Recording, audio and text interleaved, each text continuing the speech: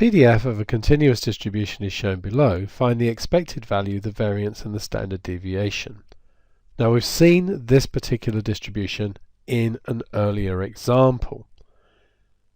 So the PDF for this one we found to be 1/9 of x minus 1 when x was between 1 and 4, and then 1/9 of 7 minus x when x was between 4 and 7 and 0 otherwise. Now this one is perfectly symmetrical, so it should be fairly clear that the expectation of x is equal to 4, just because of the symmetry. But I'm going to show that it works by doing the integral as well. So the expectation of x is going to be the integral from a to b of x times f of x dx, and it has to be done piecewise here. So that would be the integral from 1 to 4 of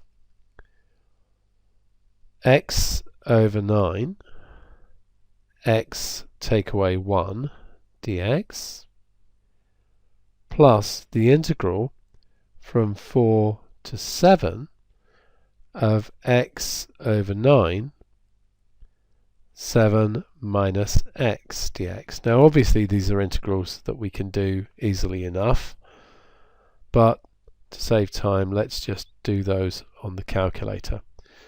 So we have the integral from 1 to 4 of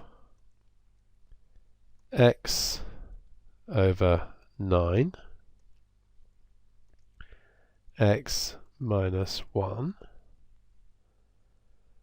dx, and then we're adding that to the integral from 4 to 7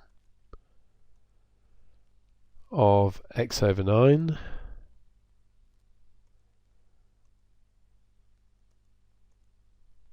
and 7 minus x.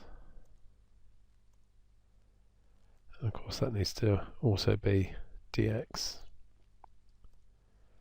There we go, 4. Now for the variance of x, we can do that as the expectation of x squared take away the expectation of x all squared, and the expectation of x squared is the integral from a to b of x squared f of x dx. So in this case, again piecewise, 1 to 4, x squared over 9, x minus 1 dx, plus the integral from 4 to 7 of x squared over 9, 7 minus x dx.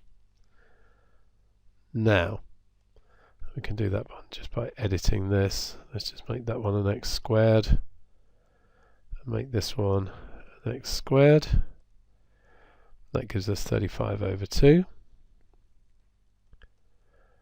So var x would be 35 over 2, take away 16,